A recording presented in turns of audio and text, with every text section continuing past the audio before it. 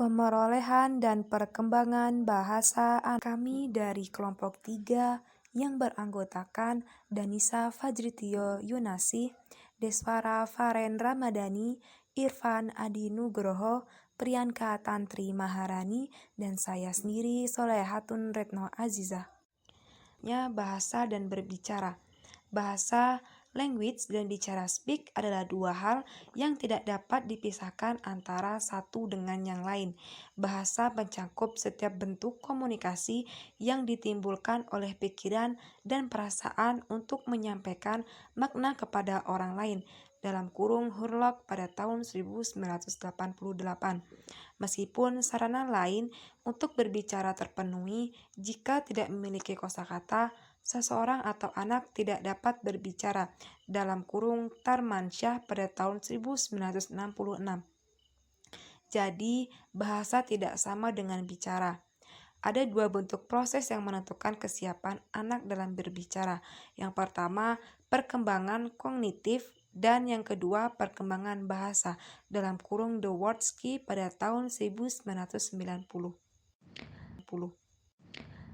Perkembangan bahasa anak menurut periode pralinguistik. Tahap pertama, sejak lahir sampai sekitar usia 2 bulan masa fonasi, phonation stage.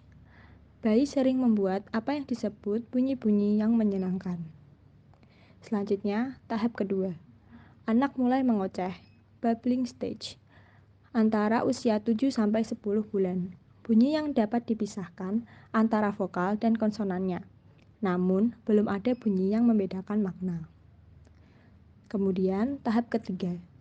Bayi setelah melalui masa kanonikal, bayi mempersempit penggunaan fonem mereka. Ini disebut dengan tahap kontraksi, contraction stage, dan umumnya terjadi antara usia 10 dan 14 bulan. Perkembangan bahasa anak menurut periode linguistik. Titik akhir masa bayi. Ucapan yang berhubungan langsung dengan benda atau kegiatan tertentu sebagai bentuk dasar.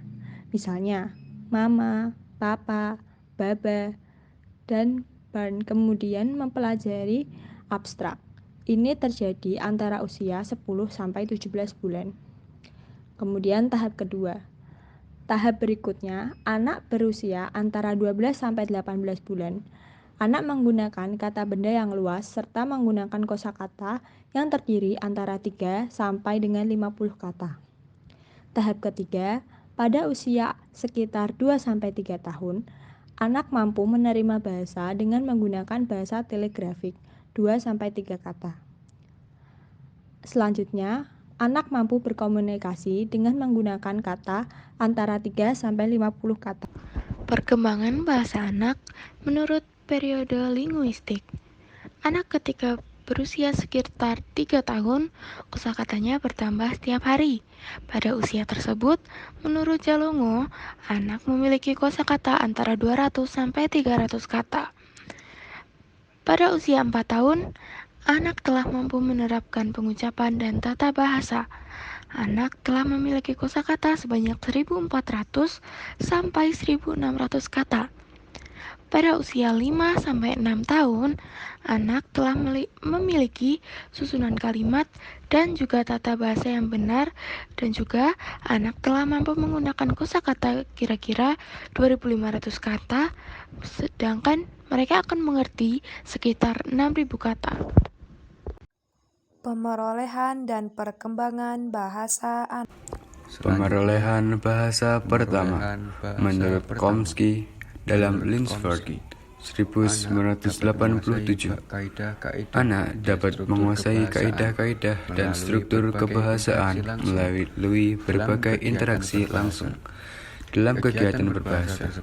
Kegiatan berbahasa tersebut mulai dari tingkat yang paling sederhana dan dasar sampai pada struktur kebahasaan yang paling rumit. Pengaruh pemerolehan bahasa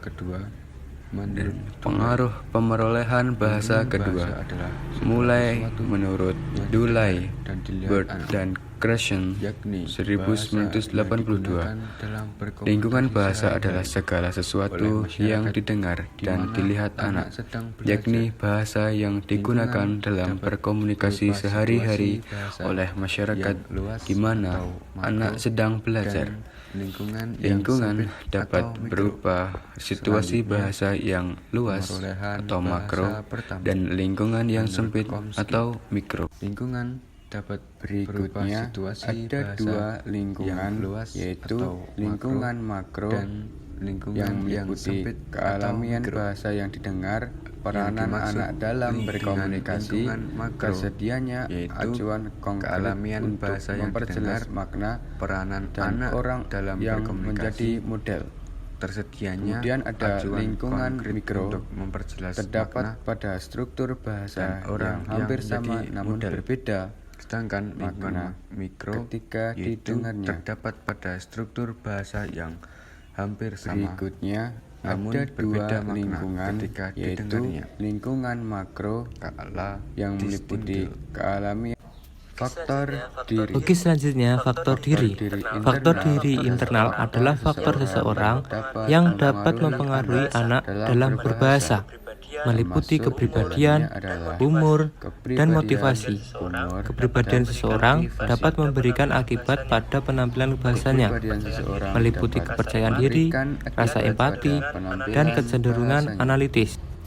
Pertama, Oke, selanjutnya faktor diri. Faktor diri internal adalah faktor seseorang yang dapat mempengaruhi anak dalam berbahasa, meliputi kepribadian, umur, dan motivasi. Kepribadian seseorang dapat memberikan akibat pada penampilan bahasanya, meliputi kepercayaan diri, rasa empati, dan kecenderungan analitis. Oke, selanjutnya faktor diri.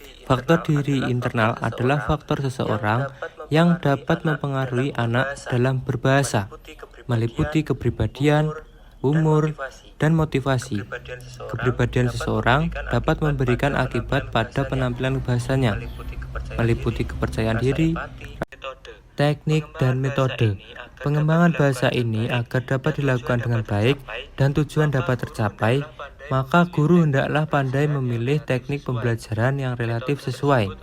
Metode tersebut adalah bercerita, permainan bahasa, sandiwara boneka, bercakap-cakap, tanya jawab, dramatisasi, mengucapkan syair, bermain peran, dan karya wisata.